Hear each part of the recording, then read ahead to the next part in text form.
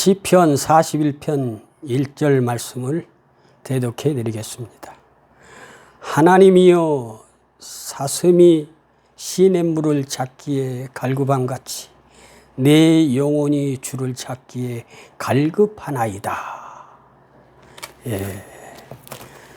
이 말씀을 가지고 오늘 은혜를 받기를 원합니다. 내 영혼의 갈급함을 해결하라.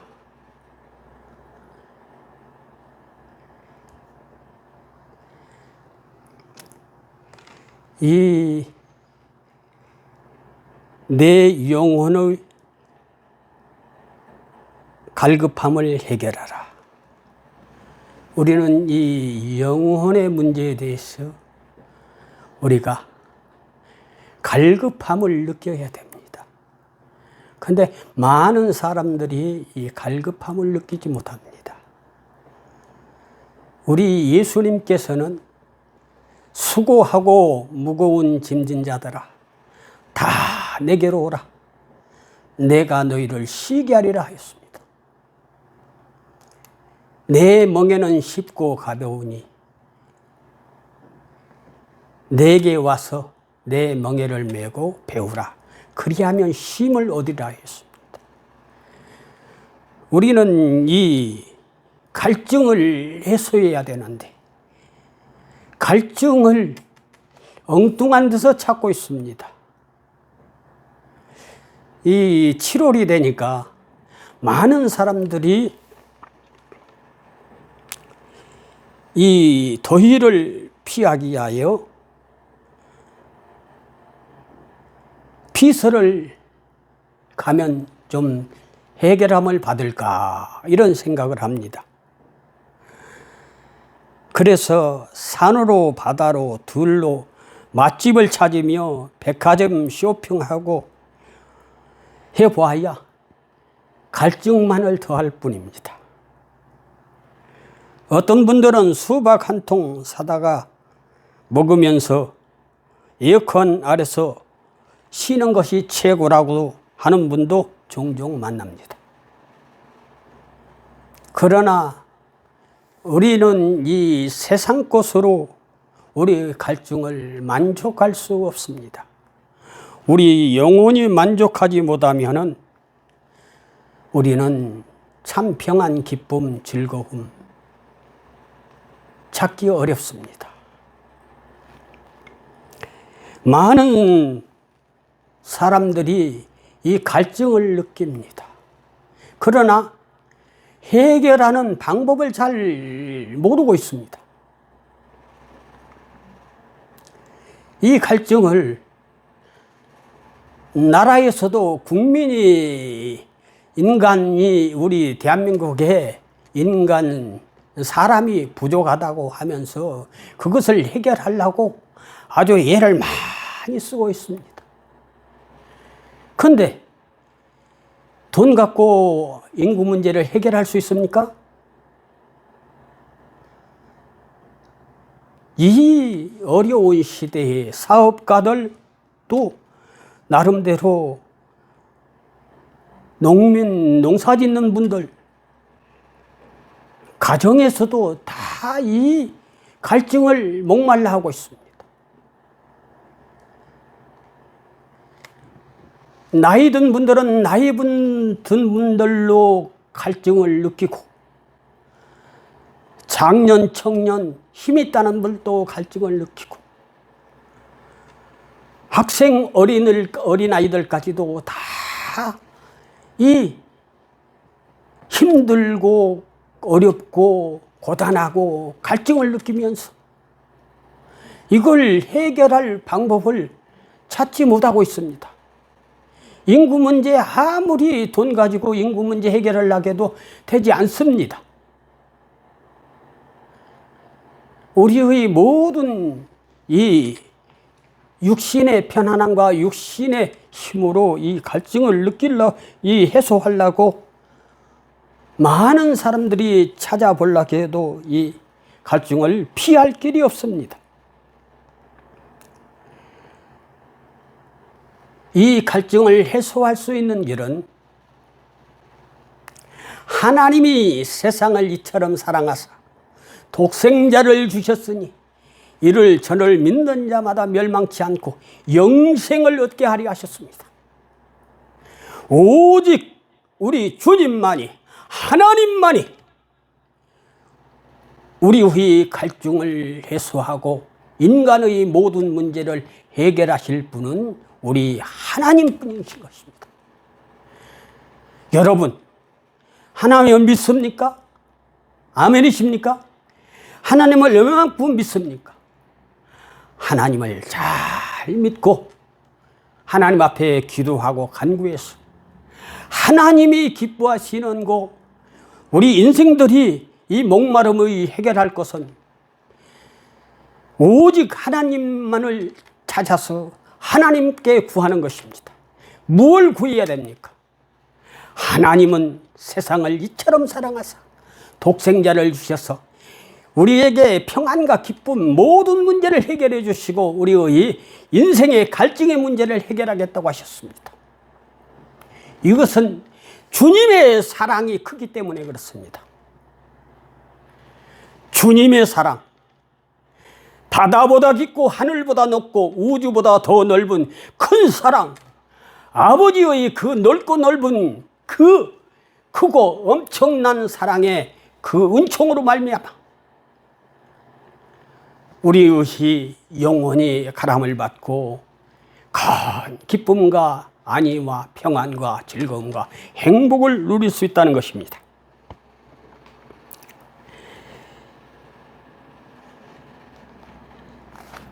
우리는 주님을 찾고 하나님 앞에 구하여서 주님의 은총을 찾으시길 바랍니다. 오늘 이 사슴이가 목이 가라야 시냇물을 찾기에 갈루방같이 내 영혼이 주를 찾기에 갈급하다고 했습니다. 사슴이 산에 뛰어놀다가 목이 가라 있어 하면은 시냇물을 찾습니다. 오늘 여러분, 우리가 하나님의 은혜 가운데서 하나님이 주시는 시냇가로 인도함 받지 아니하시겠습니까? 하나님이 인도하시는 시냇가를 찾아서 한다면 세상 어떠한 시냇가, 강가, 바닷가 어디를 가는 것보다도 정말 평안과 기쁨과 즐거움, 영원한 목마르지 않고 솟아나는 샘물처럼 하나님이 주시는 은혜를 누리면서 이 세상을 힘있게 아름답게 소망이 넘치며 희망이 넘치며 생명이 넘치는 삶을 살 수 있는 것입니다. 오늘 그 푸른 초장으로 여러분 가고 싶지 않습니까? 그러려면 여러분이 잘 아는 하나님 은혜 가운데서 주님이 가르쳐 주신 기도를 알아야 되는 것입니다. 여러분 매일 기도하기 전에 기도 끝나면 하늘에 계신 우리 아버지여 이름을 거룩히 여김을 받으시오며 나라에 임하옵시며 하면서 이 주님 가르쳐 주신 기도를 하는 줄 믿습니다. 그런데 그 기도대로 살고 있습니까? 기도를 그렇게 잘 가르쳐 줬지만은 성도들은 기도하는 법을 깨달지 못합니다. 어떻게 해야 하나님 앞에 응답받고 하나님의 기쁘게 하고 하나님의 역사를 이루어가는 것을 기도 속에 압축되어 있는데도 여러분들은 그걸 그냥 무의식 중에 습관적으로 하고 말아버립니다. 아닙니다. 첫 번째로 하나님을 이 주기도문 먼저 하나님의 영광을 받아 주시옵소서 하고 하나님 앞에 겸손하게 무릎 꿇고 하나님을 찾습니다. 하나님이요 영광을 받아 주시옵소서. 두 번째 간단하게 하겠습니다. 다 길게 하면은 시간만 가니까 나의 허물 죄악을 용서하여 주시옵소서. 내가 예수를 믿음으로 원죄는 해결됐을 만정 내 스스로의 자범죄 매일 스스로 행동으로 입술로 마음으로 생각으로 하나님 앞에 바로 서지 못합니다. 우리는 늘 하나님 기뻐하는 뜻대로 산다 하면서도 늘 허물 죄악 어리석음 때문에 하나님의 바른 길을 못 갑니다. 그래서 그 죄를 털어놓습니다.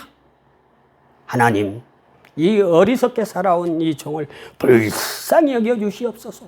그리고 나머지 나에게 필요로 한 하나님의 영광을 먼저 그 나라 의를 구하라. 그래야만 이 모든 것을 더해 주시겠다 하는 하나님의 영광을 위해서 쓰임받게 해달라고 내 소원을 기도하고 하나님 영광을 위해서 하나님과 동행하며 살겠다고 하는 기도를 드려야 기도가 응답이 빠릅니다. 그리고 기도할 때 꼭 하나님의 이름으로 기도하면 안 됩니다. 주님의 이름으로 기도해도 안 됩니다. 임의 이름으로 기도해도 안 됩니다. 어떤 사람들은 기도하고 마지막에 하나님의 이름으로 기도합니다. 주님의 이름으로 기도합니다. 임의 이름으로 기도합니다. 뭐 이런 그 헛소리를 합니다. 기도에 응답받는 기도는 예수 그리스도의 나를 위해서 대속해 주시고 부활하시고 승천하신 갈보리 십자가에 피 묻은 그 능력의 예수님의 사인이 들어가지 않으면 기도는 응답되지 않습니다.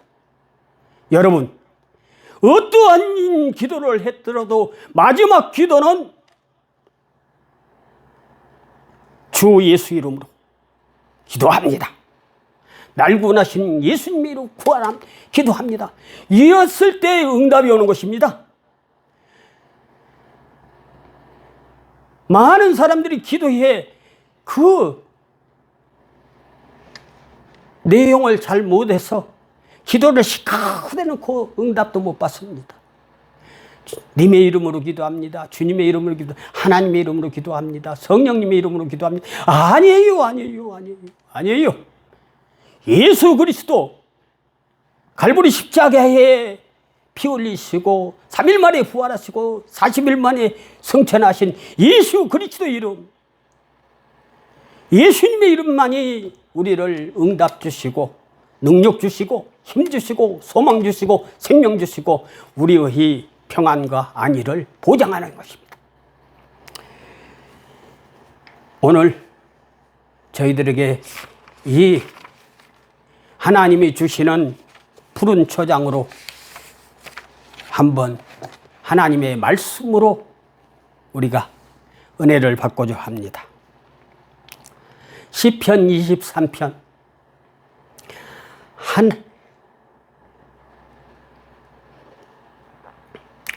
여호와는 나의 목자시니 내가 부족함이 없으리로다. 저가 나를 푸른 초장에 누이시며 실만한 물가로 인도하시는도다. 내 영혼을 소생시키시고 자기 이름을 위하여 의의 길로 인도하시는도다. 내가 사망의 음침한 골짜기를 다닐지라도 해를 두려워하지 않을 것은 주께서 나와 함께 하심이라. 주의 지팡이와 막대기가 나를 안위하시나이다. 주께서 내 원수의 목전에서 내게 상을 베푸시고 기름으로 내 머리에 바르셨사오니 내 잔이 넘치나이다. 나의 평생의 선하심과 인자하심이 정녕 나를 따르니 내가 영원히 하나님과 함께하리라 하고 말씀하셨습니다. 여러분 하나님 안에서 여호와는 나의 목자시니 내가 부족함이 없다. 이것만 알면 안 됩니다. 왜 우리에게 이러한 푸른 초장, 실만한 물가, 젖과 꿀이 흐르는 곳으로 아름다운 곳으로 행복을 주시는 것을 알아야 됩니다. 시편 23편을 외우고도 그런 하나님의 풍성하신 주신 것만 알지 우리는 하나님에 대해서 어떻게 할 줄을 모릅니다.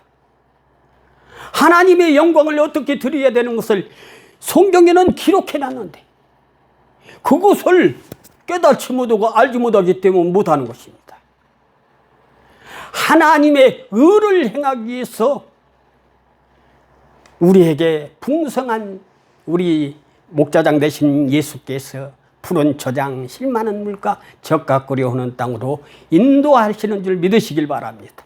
할렐루야. 여러분들은 분명히 하나님의 의를 나타낼 수 있는 그러한 힘과 능력과 권세와 모든 것이 다 할 수 있도록 하나님께서는 주님 품에 오기만 하면 그렇게 하시겠다는 것입니다.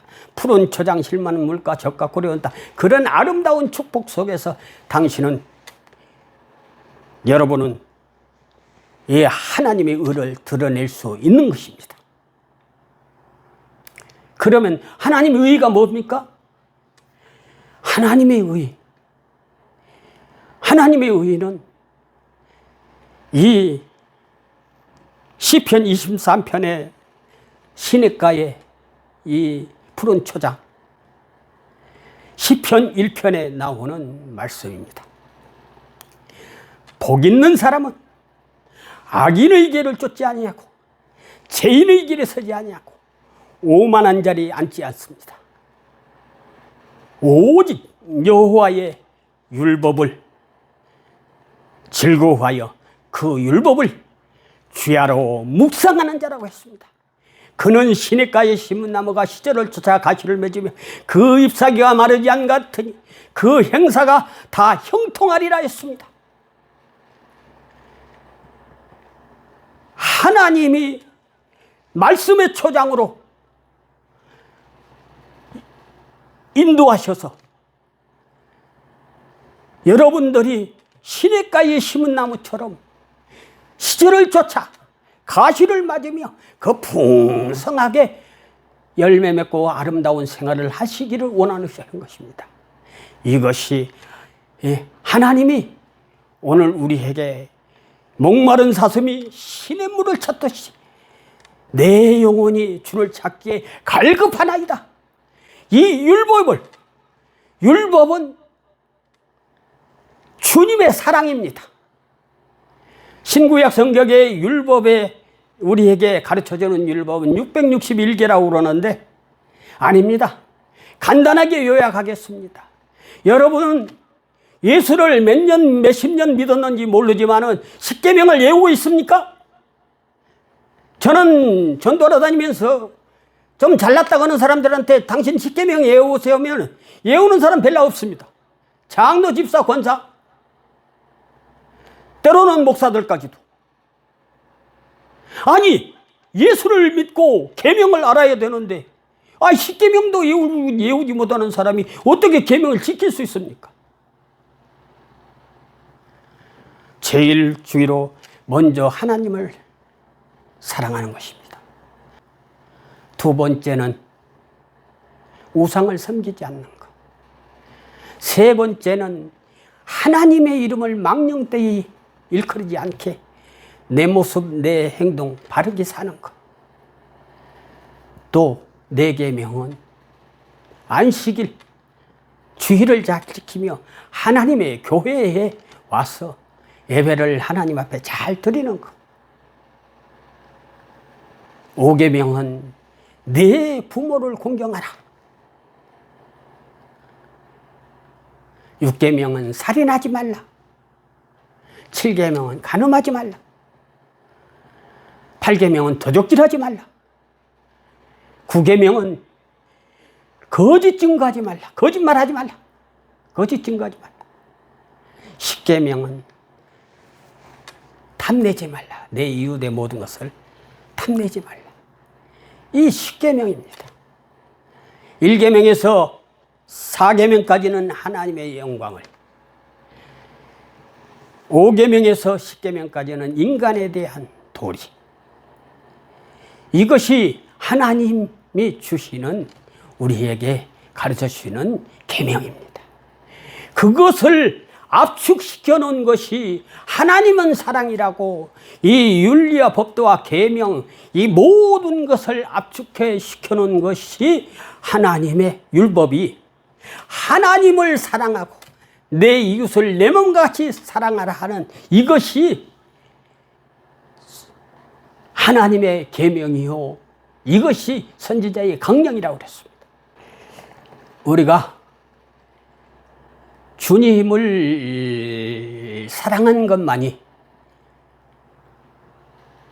이 세상을 이기는 길이고 내 영혼을 갈증을 해결하는 비결입니다. 그것은 이 66권이 우리에게 생명의 떡이요, 푸른 초장이요, 생명수요, 우리 이 아름다운 정말 푸른 초장으로 실만한 물가로